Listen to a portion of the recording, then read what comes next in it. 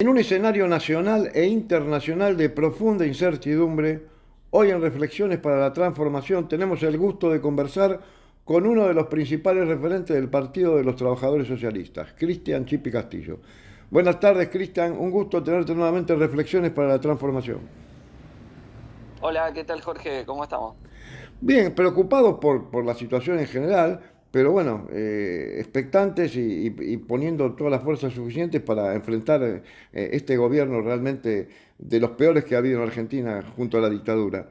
¿Cuál es el análisis que haces de este impredecible escenario internacional ante la ofensiva del imperialismo yanqui y de su aliado sionista Israel, con una guerra de incierto final y efectos globales más que preocupantes, ¿no? Bueno, obviamente el resultado que tenga la guerra va a tener incidencia en lo que pasa en la situación mundial de conjunto.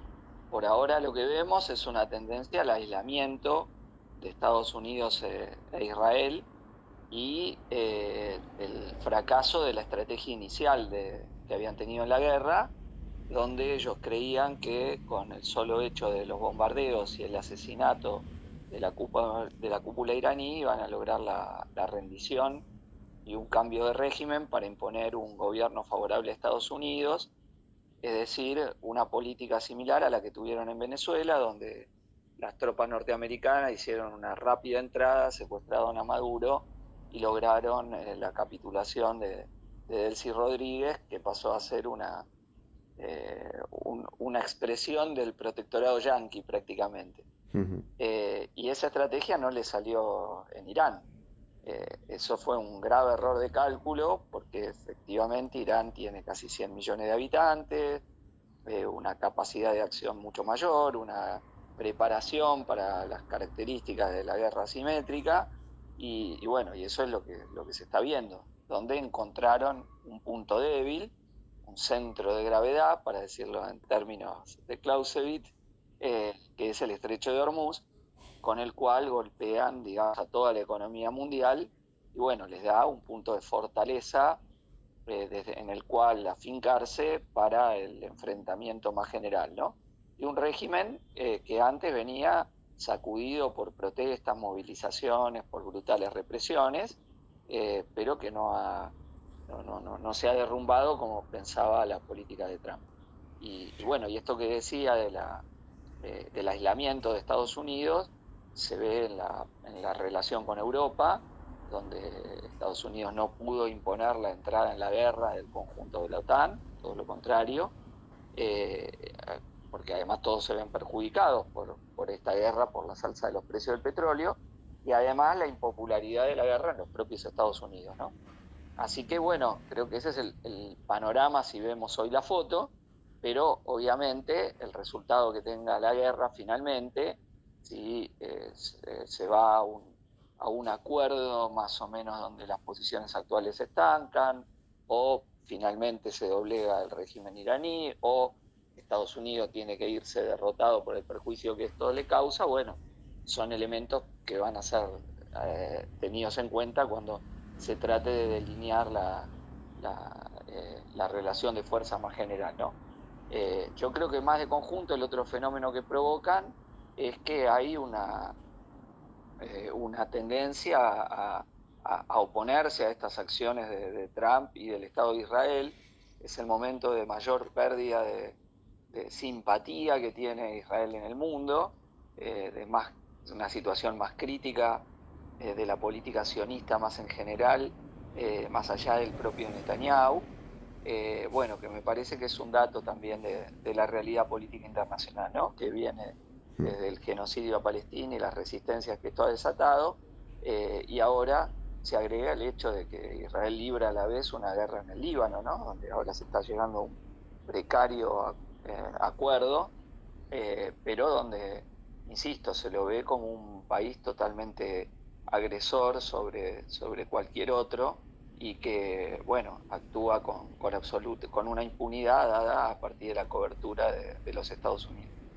Ahora, en realidad esto lo que expresa también es un claro síntoma de la profundidad de la crisis civilizatoria, ¿no? O sea, por un lado, un imperio en decadencia, por el otro lado, bueno, la China que va emergiendo y ganando mercados, pero lo que también es cierto es que hay una gran confusión por el lado de las fuerzas moderadas de izquierda que no encuentran una salida a este contexto de crisis. ¿Cuál es el estado de situación de las fuerzas de la izquierda anticapitalista? Bueno, primero sobre lo que vos decías de los llamados progresistas o partidos centro-izquierda, movimientos, fue muy ilustrativo en la cumbre que hicieron en Barcelona, el discurso de Lula, donde admite que se adaptaron a la gestión del neoliberalismo. Y yo creo que esa política es lo que estuvo detrás del desarrollo de la fuerza de extrema derecha o un elemento que la favoreció, ¿no? Como admite el propio Lula, se transformaron en el sistema. Hmm. Y bueno, y esto es un dato relevante, ¿no? Para tener en cuenta. En ese marco, yo creo que hay que tomarlo en consideración porque el camino que tiene que tomar la izquierda anticapitalista es justamente la superación de eso y apostar al surgimiento de alternativas que claramente cuestionen un sistema, como vos decías, que está en una crisis civilizatoria enorme, donde el único futuro que proponen es guerras de exterminio, hundimiento de la crisis ambiental, precarización laboral generalizada y apostar a una radicalización por izquierda de la situación, ¿no? Me parece que en ese sentido es alentador que en nuestro país, en las encuestas de opinión, la izquierda aparece como la tercera fuerza nacional y que Miriam Bregman viene creciendo en las encuestas tanto de imagen como de intención de voto, ¿no? Así que me parece ese un dato a tomar en cuenta en función de la perspectiva de que surja una izquierda claramente anticapitalista como alternativa para terminar con este sistema. Bien, Cristian, en esta profundización del enfrentamiento que se da a escala global, que puede terminar realmente muy mal para el conjunto de la humanidad, eh, el posicionamiento de la izquierda en algunos casos es cortoplacista o de alguna manera intenta posicionarse ante uno de los dos bandos. O sea, se encuentra ahora como la posibilidad de sumarse a los BRICS. Ha habido experiencias en Latinoamérica principalmente en donde se ha demostrado que esto no funcionó y además que sectores de la reacción fueron capaces de organizar a la sociedad en contra de los sectores progresistas. ¿Cuál es la mirada que tienen ustedes al respecto? No, a ver, la política exterior tiene que ser completamente independiente, porque no es que los BRICS son un bloque, pero no un bloque unificado. Después cada Mm. uno ahí hace lo que le parece en función de sus intereses. Y además no es que China tiene una política, digamos, exterior solidaria, sino una política mercantil, negocios, Mm. básicamente, y un modelo interno profundamente autoritario aparte, ¿no? Y explotador también de la fuerza de trabajo. Entonces no es que, digamos, haya que ir a una línea de tipo campista, la forma en la cual se puede intervenir en la situación actual. Por eso digo, después depende de donde uno obviamente se para en el mundo, su lugar en el mundo, y en el nuestro es por una política independiente latinoamericana, ¿no? Bueno, que plantee la integración de los países de la región, que es algo que muchas veces las burguesías locales y sus movimientos plantearon como política, pero que nunca llevaron adelante y que obviamente para nosotros solo puede tener su materialización real bajo formas socialistas, que es a lo que apostamos, ¿no? Eh, pero insisto, hay que tener una política exterior totalmente independiente. En Argentina estamos, por el contrario, digo, la línea de sometimiento más grande posible a Estados Unidos e Israel, el único país que acompaña sin ninguna fisura lo que dice Trump y que ha renunciado a cualquier política exterior independiente. Lo ha dicho Milei, ¿no? Ujú. Si en política exterior vamos a hacer lo que digan Estados Unidos e Israel, y que llegó al colmo de oponerse a sancionar a la esclavitud como un crimen de lesa humanidad, con lo cual nos ganamos el enojo de los países africanos, ¿no? Que nos venían apoyando en la causa de Malvinas. Así que bueno, creo que la política exterior de Milei lo que hay que hacer es justamente lo opuesto. Claro, lo que también es claro es que el fenómeno Milei, la extrema derecha en Chile, el avance de la extrema derecha también o del bolsonarismo en Brasil, en realidad no es la causa de algo, sino que son el efecto de una política que durante más de una década en el tema de Latinoamérica no supo resolver los problemas concretos, ¿no? O sea, esta posición moderada, dialoguista, que además en política concreta no modificó mucho las condiciones de vida de la gente, sino al contrario, terminó siendo una derrota. ¿Vos crees que hoy, ante el proceso de crisis de este gobierno mileísta, todas estas tendencias que la venden como nuevas, pero que en realidad es la vieja política de estos 40 y pico de años de democracia de la derrota, que plantean, bueno, la necesidad de hacer un frente lo más amplio posible para enfrentar a Milei, ganarlo, y después la pregunta del millón es ¿qué política se lleva? Si nuevamente hay un gobierno totalmente inoperante y que no resuelve los problemas, sino que lo único que hace es fortalecer una propuesta de la ultraderecha. ¿Cómo ven ustedes esta situación del frentismo amplio? Sí, a ver, en Argentina es la experiencia del Frente de Todos, pero más a la derecha lo que están planteando. O sea, con la unidad de sectores que estuvieron con Macri en aquel entonces y que ahora le vienen votando todo a Milei. Y entra dentro de la estrategia de la clase dominante de prepararse para un mileísmo sin Milei, que tiene distintas variantes. Tiene variantes en lo que era Juntos por el Cambio, ya sea Bullrich, ya sea hasta el propio Macri. Tiene variantes de millonarios outsider, pastores, empresarios, y tiene la variante de un bloque encabezado por el peronismo hacia la derecha, que no toque lo esencial de la obra económica de Milei, que a lo sumo plantee un poco de evaluación y un poco de proteccionismo, y hasta ahí, continuidad del extractivismo a full y de la modificación de la ley de Y un peronismo Casares. capitalista y occidental, ¿no? Obvio, obvio, un alineamiento internacional que no cuestione a los Estados Unidos.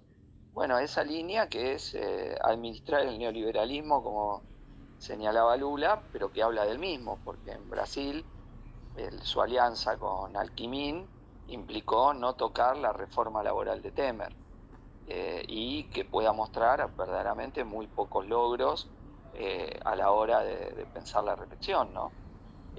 Y entonces, digo, hay que tener claridad en esto porque Milei es un instrumento del poder económico. No es solo correr a Milei, es enfrentar a Milei como parte del enfrentamiento al poder económico real. Si no, insisto, se entra en la estrategia del mileísmo sin Milei, y sus distintas variantes, que me parece que es lo que hay que clarificar, ¿no? A la hora del debate en Argentina, cuando además una cosa es que Milei esté debilitado por lo mal que está la economía, por el desempleo, porque el salario no alcanza y por los hechos de corrupción, y quizá también por la debilidad en la que está Trump, su gran salvavidas, pero otra es que no tenga capacidad de daño.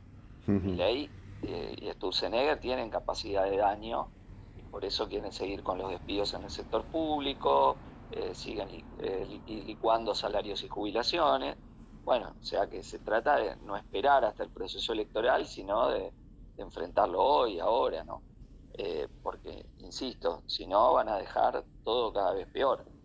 Y después revertir cada una de estas cosas es verdaderamente difícil, complicado. Entonces, Claro, por eso creo que hay que poner el acento en dar la pelea ya, a la vez que de ir construyendo una alternativa que salga de esta falsa dicotomía entre Milei o las variantes mileísmos y Milei y se plantee una salida verdaderamente favorable a los trabajadores. No, está clarísimo, Cristian, que cómo caiga o cómo termine el gobierno de Milei será también el preámbulo de lo que vendrá. O sea, hay que entender que el proceso, de alguna manera, más progresista que hubo con respecto al kirchnerismo fue parido por la crisis de la convertibilidad y lo que fue las luchas y la organización democrática que hubo en las asambleas, en la crisis del 2001. O sea que si no era inentendible que hubiera habido esa experiencia, la del kirchnerismo. Pero también es cierto que hay quienes ya están diciendo, hay 27, ¿no? O sea que de alguna manera están pensando que la cosa es simplemente ponernos de acuerdo, hacer una rosca gigante y vencer al sector que esté hoy a los malos de la película. Bueno, porque el peronismo ha sido enemigo de enfrentar en las calles a Milei, esa es la realidad. Ha sido y lo es. Simplemente quieren que todo se mantenga en pasividad hasta llegar a las elecciones del 2027, lo que en realidad le da margen a Milei para recuperarse y tratar de recomponerse. No está dicho tampoco que Milei no se pueda recomponer. Hoy tenemos un escenario donde está mal y muy golpeado, pero si se le permite seguir avanzando con su política de ataques, Milei se mejora, no se empeora. Entonces esa cuestión de que por sí mismo va a venir, bueno, es lo que viene alentando el peronismo. Y además porque ellos lo que hacen es decir entonces que hay que unirse con todos los que sostienen a Milei. Porque Milei sigue siendo sostenido por una parte del peronismo que le votó la reforma laboral y ahora las modificaciones de la ley de glaciares, por una conducción de la CGT que no lo quiso enfrentar en la reforma laboral y le permitió Que avanzar jugó la estrategia apostando toda una legalista, estrategia, sí, judicial. sí, apostó toda una estrategia judicial que ahora se ve desmentida por los hechos. Digo, puede incluso después tener éxito, pero vos no podés, yo no estoy en contra, digo, de ir a impugnar judicialmente, pero eso no puede ser la apuesta de una central sindical y que ahora frente al hecho que va todo a la justicia tampoco hace nada, ¿no? No hay un plan de lucha para condicionar, enfrentar al Poder Judicial. Lo único que está son los aprietes de Milei. Y bueno, y así en todos los temas, ¿no? Entonces creo que es una estrategia a la vez, digo, la mejor que puede esperar Milei es la pasividad, es la pasividad frente a lo que está ocurriendo. Y en nuestro caso tenemos que apostar a lo contrario, ¿no? Hacia recuperar sindicatos, centros de estudiantes, etcétera, para que sean un instrumento de movilización a todas las formas de coordinación que se puedan dar. Las luchas por lugar no es que son fáciles, necesitan el apoyo de todos. Y bueno, algunas de estas coordinaciones se están constituyendo, sobre todo en la zona norte, pero bueno, yo creo que hay que profundizar el camino en ese sentido. Bien, vos una de las cosas que marcabas también es la novedad, la buena novedad de que no es solo la derecha o la ultraderecha la que ha crecido, sino que empiezan a ser referentes sectores que nosotros en general siempre hemos sido minoritarios. Eh, Ahora, en base a eso, nosotros te hemos escuchado en alguna entrevista que otra, en donde cuando te empezaba el periodismo a plantear, bueno, existe la posibilidad de que pueda llegar a un balotaje o pueda acercarse una opción distinta a la opción de Bregman, eh, vos aclaraste algo que es importante aclarar, que bueno, que esto es un país muy complejo y que la situación que vivió, por ejemplo, el kirchnerismo, tranquilamente se podría intentar hacer por el bloque de derecha, de boicotear y de generar una situación casi imposible de gobernabilidad de un gobierno de izquierda. Ese debate no fue muy bien visto por algunos, más pensando de que bueno, que de alguna manera ese debate se tendría que hacer por ahí internamente. ¿Cuál es tu posicionamiento ante esto? Para mí yo creo que coincido en que mostrarle a la gente que no es tan fácil la situación y que dependerá del grado de movilización y organización de los sectores contrarios a este sistema es importante, pero ¿no crees que eso podría ayudar a la gente que no está muy politizada de que bueno, y entonces van a ser o no van a ser alternativa? ¿Cómo ves esa situación? A ver, nosotros no podemos vender humo. Mm, Y en ese sentido tenemos que ser claros. Si no hay un proceso de movilización popular, al poder económico no lo quebrás, aún en el caso en que ganes una elección. ujú. Eso es así. Y Además, la sobre eso experiencia que se ha no se demostrado de puede. gobiernos que ni mínimamente eran de izquierda, ¿no? Obvio, no se puede tener la mínima ambigüedad en decir todo se va a solucionar desde arriba. Eso no quiere decir que llegado el proceso electoral peleemos con todo para obtener el mejor resultado posible. Pero nosotros no podemos engañar porque, a ver, frente al argumento que te dicen, Milei llegó con nada, con el saco puesto. Sí, pero Milei tiene atrás el poder económico Obvio. y toda la estructura del poder estatal Mediático. favorable a los capitalistas. Lo nuestro es exactamente lo contrario. Entonces, ese es el punto que hay que tener claro. Ahora, uno puede decir, un resultado electoral favorable impulsa la movilización, muy probablemente, pero eso hay que ir gestándolo desde ahora, no es algo que se improvisa, y una fuerza militante, estructurada, cada vez con más peso en los lugares de trabajo y de estudio para abajo, para fortalecer esa movilización. Porque, a ver, hemos tenido experiencias donde se llegó al gobierno, incluso fuerzas que se decían a la izquierda de la centroizquierda, y terminaron claudicando. Syriza en Grecia fue el ejemplo más Ujú. claro, ¿no? Incluso después de haber tenido un referéndum a favor de romper con la Unión Europea, terminaron aceptando la política de la Troika y llegó un desastre Sí, y hubo un y la chantaje bien naderechización claro de posterior. la Troika y que terminó, bueno, Chantaje torciéndole total, el claro. brazo.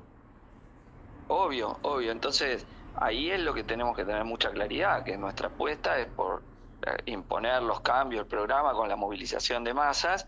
Y bueno, y ahora la simpatía que hay por Miriam hay que aprovecharla con todo para construir esa fuerza militante, ¿no? Que ese es el otro desafío que tenemos. Yo no lo digo para ser pasivo, sino al contrario, para aprovecharlo, pero teniendo eso con toda claridad. Si no, nosotros estaríamos vendiendo humo y me parece que es un error eso, porque sería cavarnos nuestra propia fosa. Y nosotros no es que estamos para, insisto, para vender ilusiones, sino para poder lograr las transformaciones reales, ¿no? Y eso hay que decirlo con todas las letras, sin ningún temor, porque justamente la clave del peronismo es impedir la movilización, es decir, votame y yo te lo voy a resolver desde arriba, la gestión estatal, etcétera, y no desarrollar la autoorganización. Lo nuestro es lo contrario, es el desarrollo de la autoorganización del movimiento de masas, es señalarle que con el voto no alcanza, si no se construyen esas organizaciones de poder de los trabajadores por abajo, ¿no? Y sí, gobierno y poder no son siempre sinónimos, ni aún en los gobiernos capitalistas, cuando se trata de la izquierda anticapitalista, en mayor medida. Entonces eso es muy importante considerarlo, independientemente, insisto, de que nosotros vamos a hacer los mejores esfuerzos para obtener el mayor resultado posible y para presentarnos como alternativa ante el conjunto de la población y ver si se abre un escenario de superación histórica del peronismo por izquierda en base a un movimiento centrado en la clase trabajadora, un gran partido de trabajadores. Esa es nuestra apuesta, ¿no? No Claro, y más sabemos teniendo si en se va cuenta a la dar o experiencia no. histórica que ha habido, ¿no? En Latinoamérica, hasta el gobierno de Salvador Allende y otros gobiernos que de última Obvio, no planteaban obvio. la expropiación y planteaban medidas todavía tan radicales, bueno, tuvieron la suerte que tuvieron, ¿no? Obvio, obvio. Yo creo que lo que dije es algo del sentido común de todo militante de izquierda, ¿no? Lo que pasa es que algunos están con un síndrome oportunista que si no decimos que hay Hay que movilizar 27. va a ser y no tiene sentido porque, insisto, es cavarnos nosotros la fosa, si no creamos en una parte importante de los sectores más activos y todo la conciencia que esto se logra con la movilización de masas. Y ahí hay que poner un norte, ¿no? Porque se trata de construir una fuerza militante, no solo de ocupar un espacio electoral. Y ese es el gran desafío que tenemos en una época donde todo el sistema conspira para que no haya fuerzas militantes, ¿no? Para que todo se limite a la gestión institucional de las Sí, cosas. y al Y posibilismo. nosotros tenemos que crear un gran movimiento desde abajo, que acompañe las intervenciones electorales. Y puede ser en este turno o no, es independiente la posibilidad, insisto, de crear una fuerza política con peso de masas que logre superar la experiencia del peronismo. Esa es la apuesta por la cual tenemos que jugar, ¿no? Está claro, Cristian. Bueno, te agradecemos las reflexiones para la transformación. Me parece que haber salido de las cuestiones ideológicas en general y empezar a hablar concretamente de qué sería una estrategia de poder y las dificultades de esa estrategia de poder en el mundo en el que vivimos, me parece que es muy importante. Un fuerte abrazo desde Reflexiones para la Transformación. Un abrazo, Jorge. Hasta luego. Nos hemos comunicado con Cristian Castillo, uno de los referentes principales del Partido de los Trabajadores Socialistas en el Frente de Izquierda.